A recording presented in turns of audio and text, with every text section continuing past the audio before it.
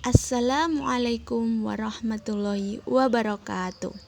Selamat pagi dan semangat untuk belajarnya kali ini. Ketemu lagi dengan saya untuk materi yang selanjutnya, yaitu dampak dan upaya penanggulangan pemanasan global. Jadi untuk yang selanjutnya kita akan membahas materi yang masih berhubungan dengan pemanasan global. Untuk kali ini yang akan kita bahas adalah dampak pemanasan global dan upaya penanggulangan pemanasan global. Mari kita simak apa yang akan kita pelajari kali ini. Let's go. Yang akan kita bahas yang pertama, ini adalah ilustrasi tentang suhu bumi yang akan meningkat. Lebih tepatnya sudah meningkat. Jadi ada gambar termometer di bawah terik sinar matahari ini menunjukkan suhu bumi ini meningkat. Nah, lalu apa yang akan kita rasakan? Ini ada di ilustrasi yang kedua. Ada orang yang di bawah sinar terik matahari ini, di terik matahari ini merasa panas. Nah, mari kita simak apa yang akan kita bahas selanjutnya. Selanjutnya, karena bumi ini telah meningkat suhunya, apa yang akan terjadi ya? Apa yang akan terjadi pada bumi kita ini? Kalau suhu meningkat, maka bisa jadi salah satu dampaknya itu adalah kekeringan. Kekeringan ini mengapa ya bisa terjadi? Karena suhu tadi meningkat, suhu bumi meningkat, maka akan terjadi lebih banyak penguapan.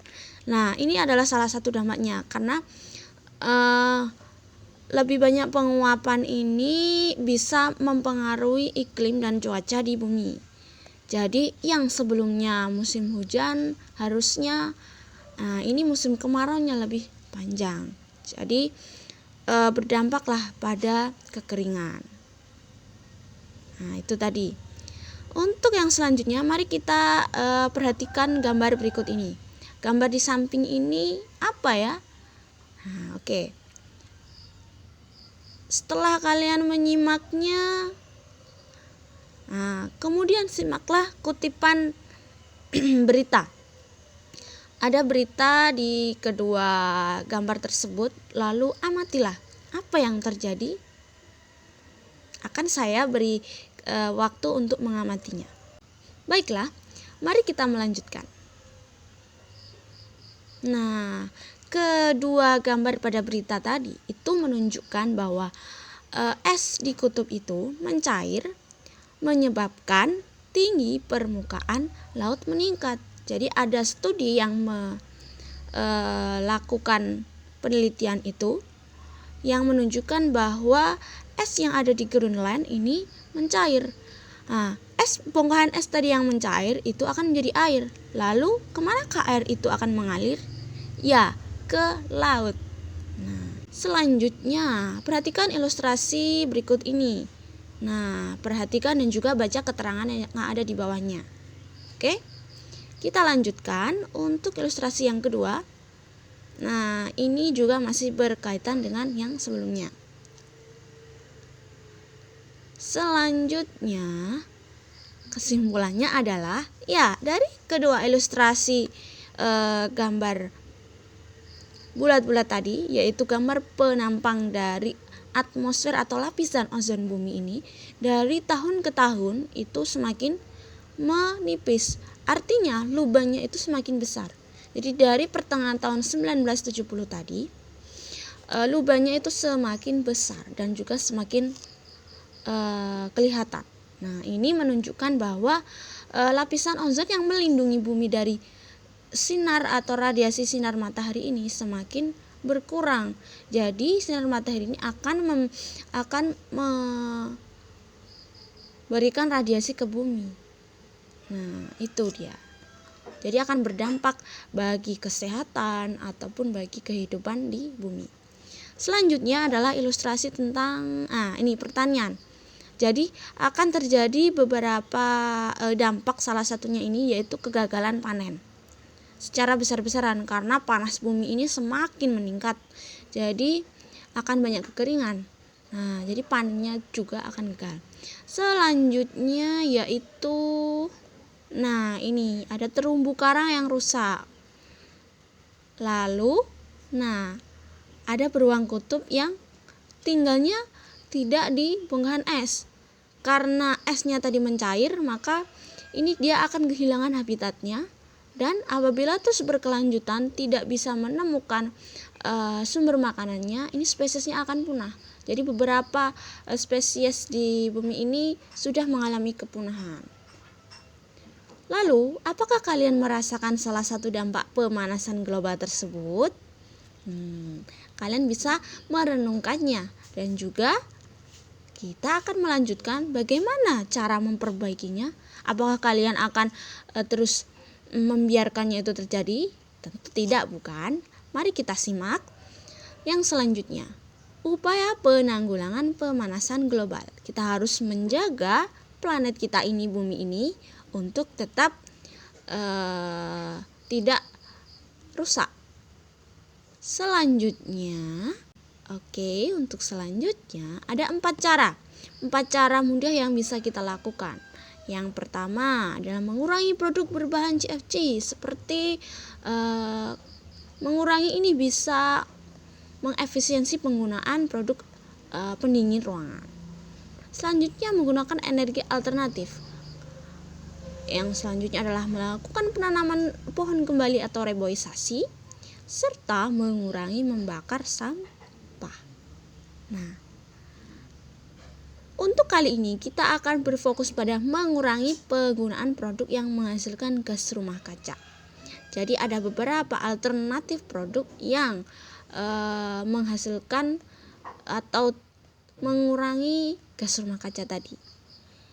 Mengurangi penggunaan bahan bakar fosil, atau biasanya kita menggunakan bahan bakar minyak untuk kendaraan kita. Ini kita kurangi. Lalu akan kita ganti dengan energi alternatif yang mengganti bahan bakarnya. Apa saja ya? Jadi penggunaan produk ini, produk-produk ramah lingkungan ini bisa mengurangi emisi yang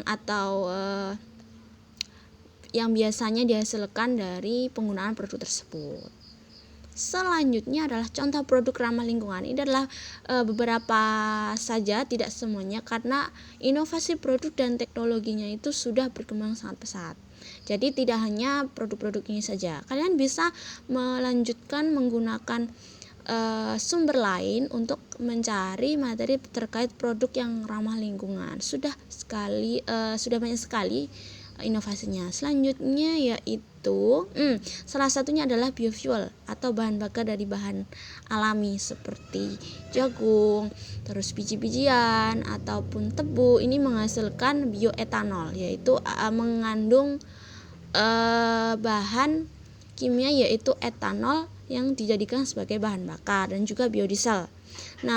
Ini adalah beberapa prosesnya, yaitu dari yang dihasilkan dari alam. Jadi tumbuhan itu diproduksi oleh tumbuh-tumbuhannya atau tanamannya, menghasilkan produknya berupa tebu atau biji-bijian dari jagung. Itu diproses untuk diambil etanolnya, lalu digunakan sebagai bahan bakar. Kemudian ini proses pembuatan biodieselnya juga begitu. Jadi biji-bijian tadi diekstraksi dulu, diambil alkoholnya, lalu nanti bisa digunakan sebagai biodiesel. Selanjutnya mobil listrik. Jadi kalau kita biasanya berkendara mengisi bahan bakarnya dengan bahan bakar minyak, ini diganti. Jadi mobilnya ini menggunakan bahan bakar listrik. Selanjutnya adalah panel surya. Panel surya ini digunakan sebagai energi atau sumber energi alternatif mengganti dari listrik. Jadi biasanya kalau listrik kita mengalami pemadaman bergilir, kita akan kesusahan. Salah satunya ini bisa dialihkan dengan menggunakan panel surya dari sinar matahari. Kita memanfaatkan yang ada yang sedikit atau minim polusinya. Nah, itu dia adalah beberapa contoh produknya. Kalian bisa mencari dari sumber manapun, bisa kalian cari di internet juga. Itu ada beberapa inovasi produk yang lebih ramah lingkungan. Nah, penggunaan produk ini adalah bisa menjaga bumi kita agar tetap terjaga dan tidak rusak oleh ulah kita sendiri, ulah manusia yang menggunakan produk-produk yang sudah memiliki teknologi yang tinggi, tetapi kita tidak memikirkan dampaknya bagi diri kita maupun bagi lingkungan kita juga.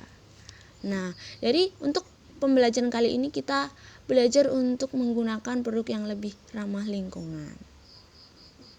Nah, itu yang dapat saya sampaikan kali ini. Jika kalian ada pertanyaan, dapat kalian tanyakan. Dan akhirul kata, wassalamualaikum warahmatullahi wabarakatuh.